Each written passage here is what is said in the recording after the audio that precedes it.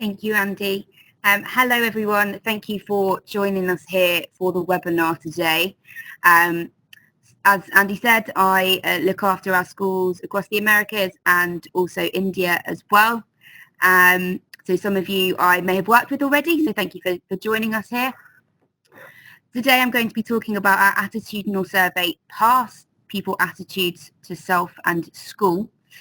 Some of you may be using it already, so hopefully this might be a bit of a refresher of looking at the reports, what strategies you might use when looking at the reports, and I'll give you a little bit more information about our latest addition to PASS, the intervention toolkit. And those of you that are new, hopefully it'll give you an idea of what PASS is about and why it might be beneficial consider using it in your school. So the objectives of today is to recognise how attitudinal data can help you to address barriers to learning. So why is attitudinal data important in schools? To receive an introduction to the PASS survey and I'll give you an idea of the 9 factors, what it consists of. I'll then move on to talk about the PASS reports and the factor scores, so the different scores, bar charts and data that you'll see within the reports, and be giving you some ideas of how you can begin to analyse those. And hopefully during this 45 minutes or so, it'll give you an opportunity to reflect on what you are doing in school already. So what you're doing that's working really well. What is it that you might want to develop? Are there any ideas that you can take away from this? And to start thinking about actions that you might want to take away to start acting on to ensure that all of your students are fully supported in their well-being needs. So let's get started. First of all, this question, why are attitudes important? Now, I imagine you all think that attitudes and attitudinal information is important in school, and that is why you are here. But we know that attitude change precedes behavioural change. So if you can identify possibly negative attitudes that are going to have a detrimental impact on student progress, you can take action before the behaviour changes. Student attitudes can positively or negatively affect attainment and therefore, as a consequence, later life chances. Our own Global Perspectives report identified that 1 in 10 students in international schools have attitudinal roadblocks to learning. That's quite significant. The PISA 2015 Wellbeing Report I suppose echoes that first point there, that schoolwork-related anxiety is negatively related to performance at school and to student satisfaction with their life. So, it's important that we look after our students, that we are aware of their well-being needs, because this can also have an impact on their learning and their progress in school.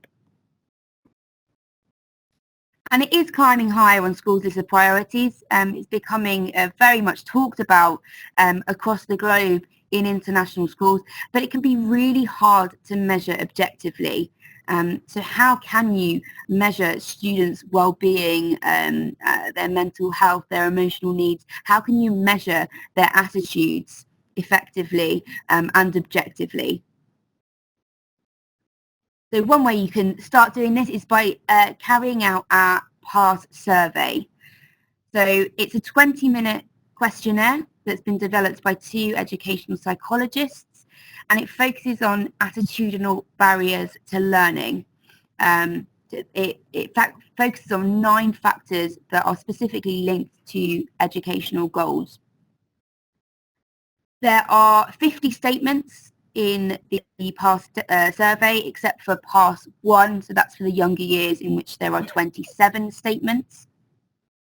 And each of these statements comes with 4 different, multiple choice answers. So that's whether students strongly agree, disagree, or strongly disagree. So there's no neutral there. Students can't say neither agree nor disagree. They have to take a stance on that.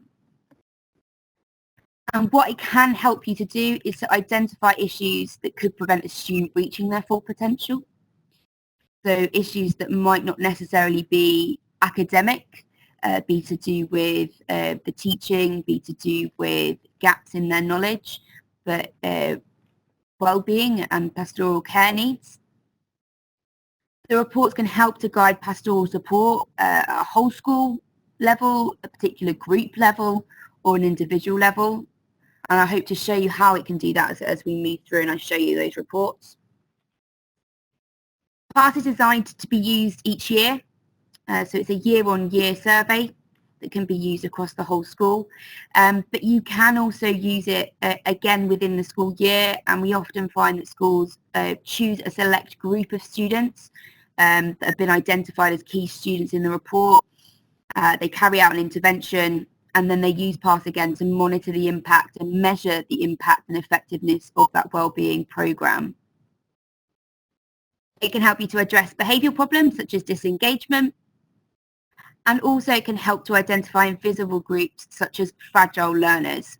And I'll talk a bit more about that because that's how you can use our CAP4. So if you're using our cognitive abilities test and identifying those high ability students and then comparing that to their past survey results to identify different groups of learners, and fragile learners in particular are those that have a high ability but a very low sense of their own capability. I will also point out that we do have a number of translations available of the survey itself. So if you have a number of EAL students, number of students in your school whereby English, understanding of the survey might be a bit tricky and have an impact on their answers, please get in touch with us. You can contact the team or your consultant and find out whether we have a translation available for you. We can send that across.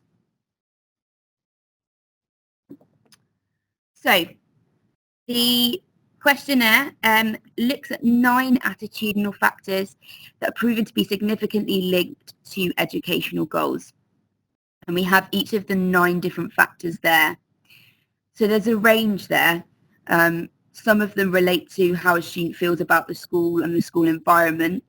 And then some of them relate to how a student feels about themselves and their own learning capability. And what I'm going to do now is go through each of those factors and talk a bit about what they mean, what they are, and what might be the reason behind low scores for each of them. So the first factor is feelings about school. And this explores a student's feelings of inclusion in or alienation from the school community. So a low score in this area could indicate feelings of social exclusion or bullying.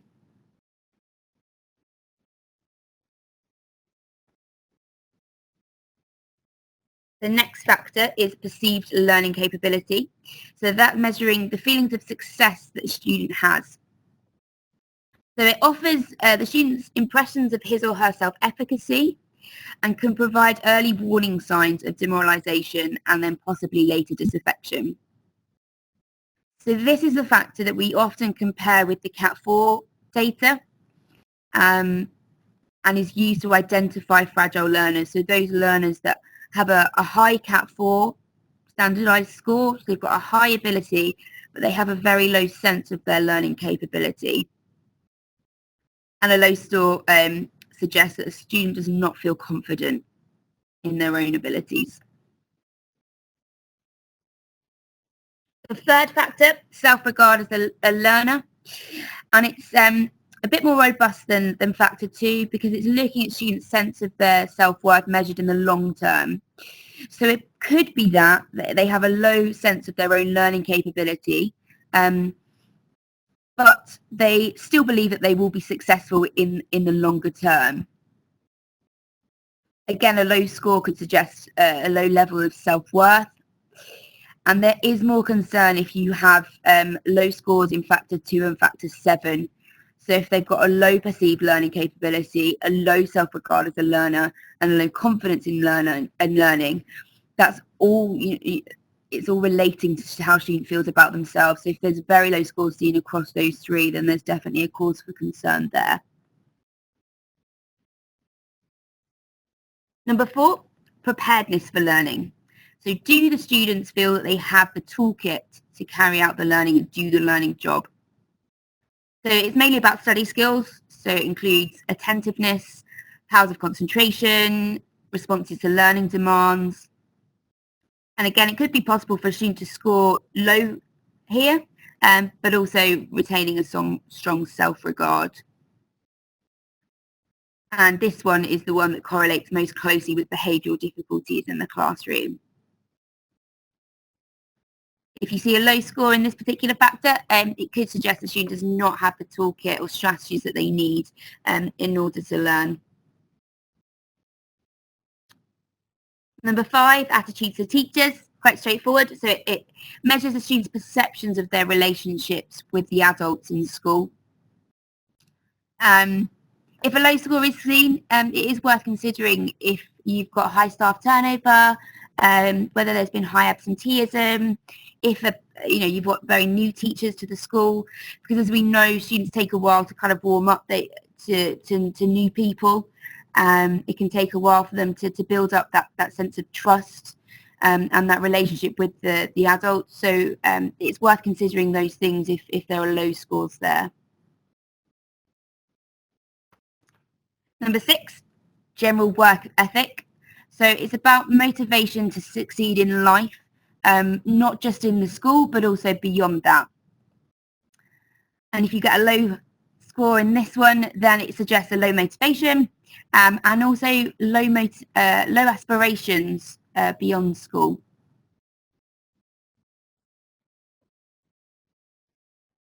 Number 7, confidence in learning. So perseverance in the face of a challenge.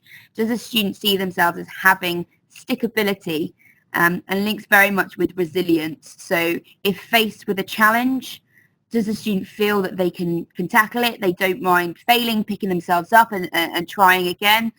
Or do they see that hurdle as an indication that they're not capable of tackling that task? So a low score in this area suggests that the student has low levels of resilience and also independent thinking skills as well. Number 8, attitudes to attendance. In the UK, it's very highly correlated with an individual's actual attendance. Internationally, we know that the situation and circumstances can be quite different. So it might not be that they're not attending or that they, in future, there's a possibility that they may be truanting. It could be that they're attending school, but they don't feel that they want to be there. So a low score indicates the student does not want to attend school.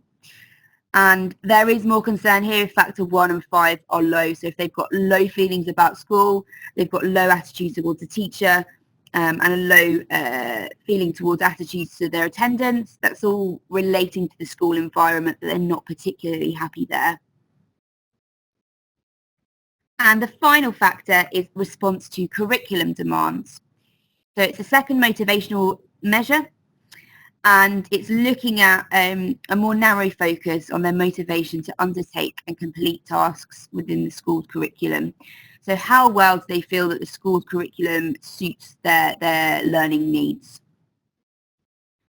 If you see a low score here, it is worth considering, again, your turnover of students. So in a lot of international schools, you might have students that are attending for a short amount of time just because of their own personal circumstances. Are they coming from a school where a different curriculum has been taught and therefore they're readjusting to a new curriculum? Do you see a dip here with transitions? So going from maybe the PYP to MYP to diploma, are there dips there where a student's just trying to keep up with a different way of teaching in the school?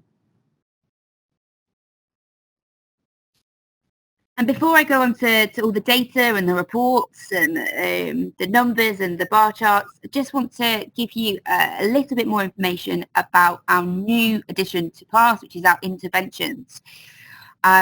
So once you've got the reports, you've analysed the data, we do offer now a number of different strategies that you can then carry out if you see low scores. Those of you that are using PASS at the moment may have seen this purple button appear on your TestWise page. If you see that, please do click on it and have a look through the site that it then takes you to. The PASS interventions was authored by, developed by Nicola Lampros. She's head of King's College in Panama, and the strategies are evidence-based. So they're really robust and they've been proven to work. What you'll see when you go through to the site is you'll see each of the 9 factors explained in more detail. What do they mean? What might they look like in the classroom? And then there are a number of different intervention strategies suggested where low scores are seen. They could be on an individual or a class level, and there's not just the one strategy, because you might find that you carry out one of those strategies and it works for some students, it doesn't work for others. You're using PASS again to measure the impact. Maybe you're seeing a mixed bag of where it's having impact and where it's not. So then you can go back to the PASS interventions and see if you can try out a new strategy there. So please do have a look at that.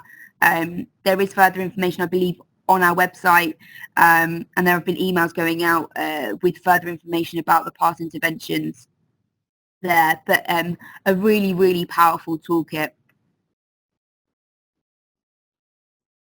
Okay, so the report. PASS is different from some of our other assessments in that there aren't separate book reports to download. So the example of CAT 4, you get the group report, the individual report. PASS, there's just one report. There is also the Excel file. So if you want to download that, manipulate the data further, copy and paste the results into a centralized spreadsheet, then you can do that with the Excel file. But the PDF report is just one report, and it starts out with this page. This is the first one you'll see. So this is the cohort analysis there.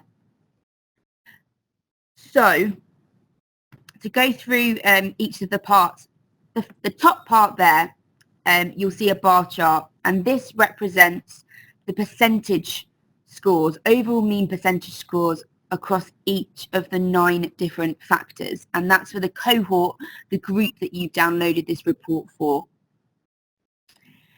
This is the results just from your school alone. It doesn't include comparisons. It's not been standardized against a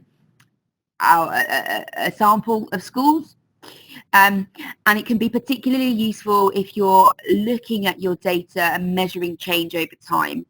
So if you see there's particular development areas and you work on that, in this particular instance, on a whole cohort level, then the next time you generate this report after carrying out that intervention, you should then hopefully see some changes there. So you've got the bar chart at the top for each of the 9 factors. Underneath there, it gives you the percentage scores. So I think the bar chart's quite nice because it gives you that visual representation, so that quick kind of look at your data, and then underneath you've got the percentages. This bit underneath here, these are the percentile scores, and this is where your percentages have been compared against the standardization. And they are ragged, so they're coloured from red, amber to green. So you can get, again, that easy visual. Where are our strengths? Where are their potentially causes for concern? Where are the areas that we really want to develop? So they are percentile scores. So for example, if you saw the number 12, that would indicate the score is in the lowest 12th percentile when compared against standardization. So it gives you a little bit more context. I know this is potentially quite small here, but if you look at, for example, factor 5, attitudes to teachers, if we look at the top bar chart, it's 74.5%, which sounds quite high. Seems pretty good.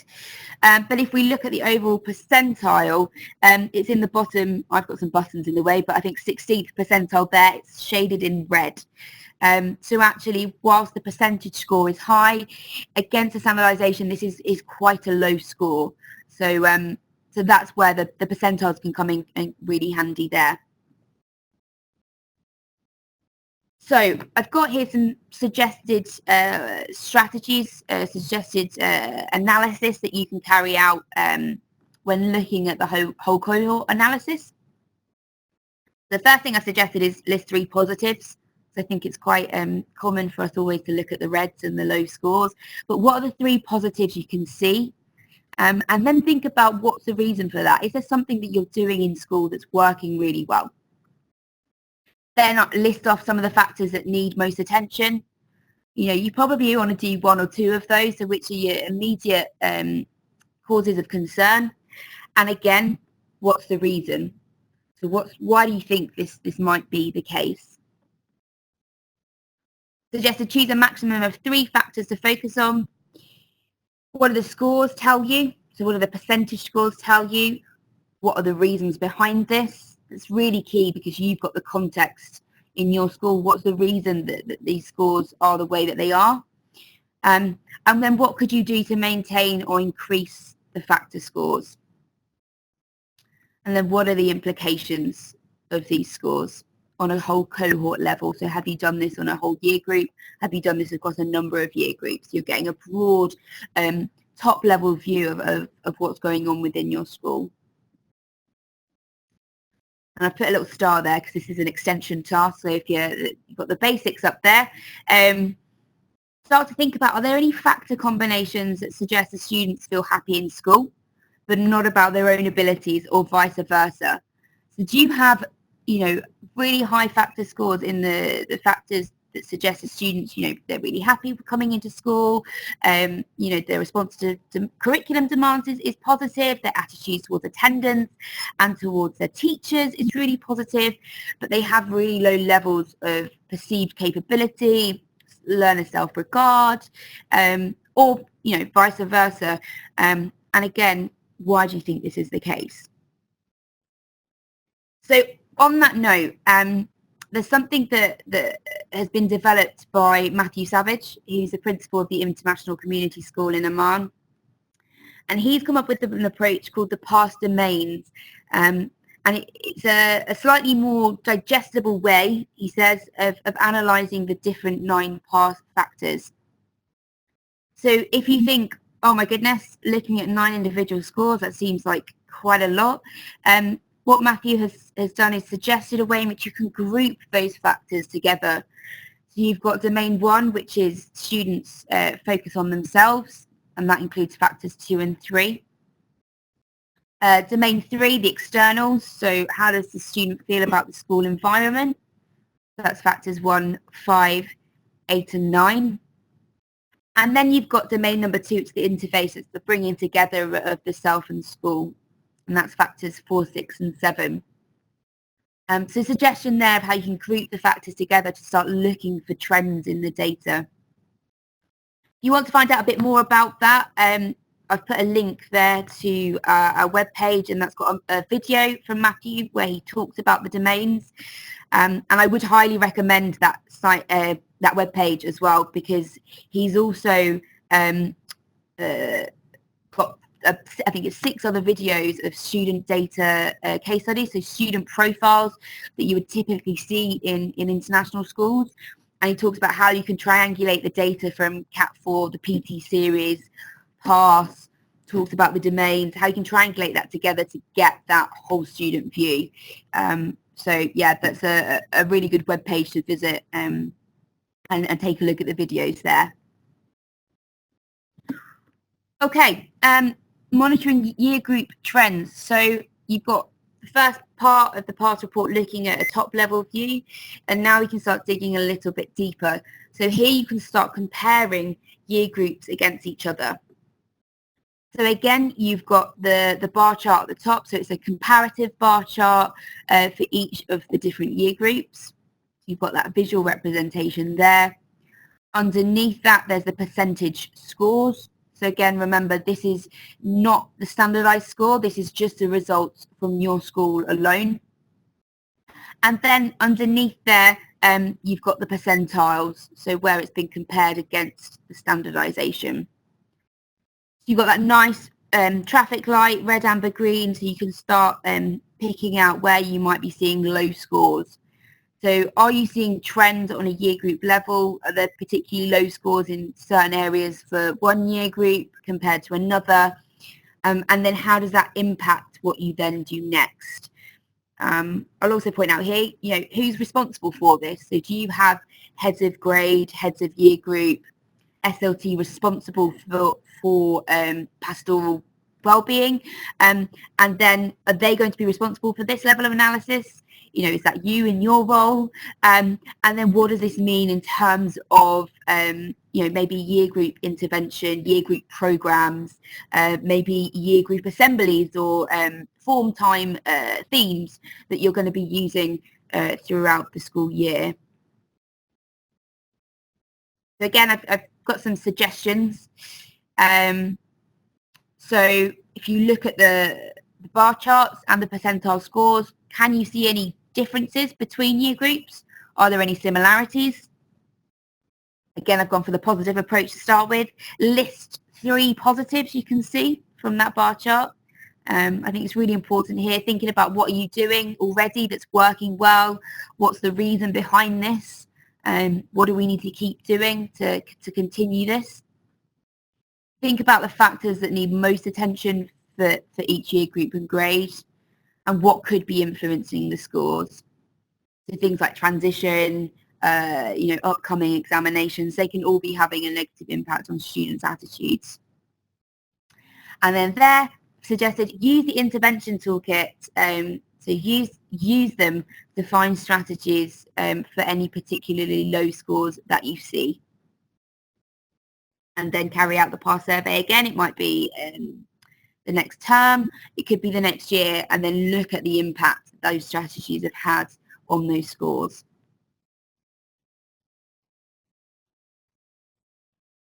The last level analysis that I'm going to talk about is the individual analysis. So this is not an anonymous survey. You will get percentile scores for each of the students for each of the different factors. There are no percentage scores here, you just get the percentiles. And again, you've got that really nice red, amber, green colouring, so you can see straight away where there might be causes for concern and where there's some real positive things happening. I've picked out the obvious one to start with. So this is Sarah Granger. And you can see there that Sarah's percentile scores are really, really low. We've got all reds there. Her feelings about school, she's in the bottom 1% there. General work ethic, 0.3. Preparedness for learning, 0.4. There's clearly something going on there. Now, it might be that you've already identified Sarah as having well-being needs. She might be being supported in school already, or this could be a real red flag, a real student for concern here. So when you're seeing stuff like this, it's thinking about, okay, what do we know about Sarah? Why do we think these scores might be particularly low? What are we doing already for Sarah, and what do we need to do next? It might be worth then considering whether she needs some form of mentoring or counselling with scores as low as these ones.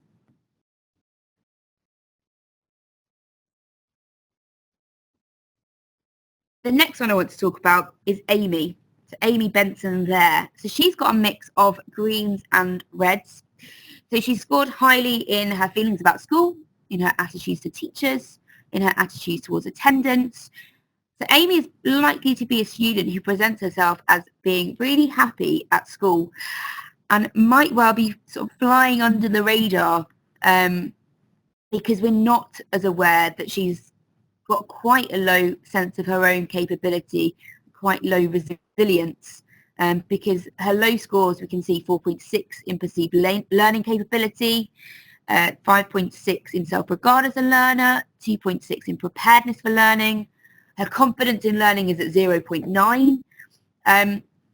So we might not be as aware of this because she really likes coming into school. So this is where PASS can be really, really useful in identifying those students. And again, thinking about what do we know about Amy Benson? What's her attainment like? If we're using Cat 4, what's her ability like? Because it wouldn't surprise me if she's got a high ability, but a low sense of her own capability. So what do we need to do to increase her sense of her capability and her resilience? I've put here at the end, it's really important we identify students like Amy as they could be overlooked in school, as they appear that they don't have any well-being issues that need to be addressed. I don't think I've highlighted this one, but I'm just going to also point out that we should also be recognising students like, for example, Jane Craddock, she's fourth from the bottom, and Rita Stokes at the bottom there. Got some really, really positive green scores there. And I think, again, it's really important that we recognise those students and we celebrate the success that you've had with those students in your school. What's working well for them? Can we apply that to other students? And yeah, just be, celebratory in what you're doing with those students, because, they've got some really healthy scores there. I said I'd talk about fragile learners. So these are learners that perceive themselves as less capable than they actually are. And if you combine the PASS data with attainment or ability data, so I recommend comparing it with the Cat 4 score, you can start identifying different types of students.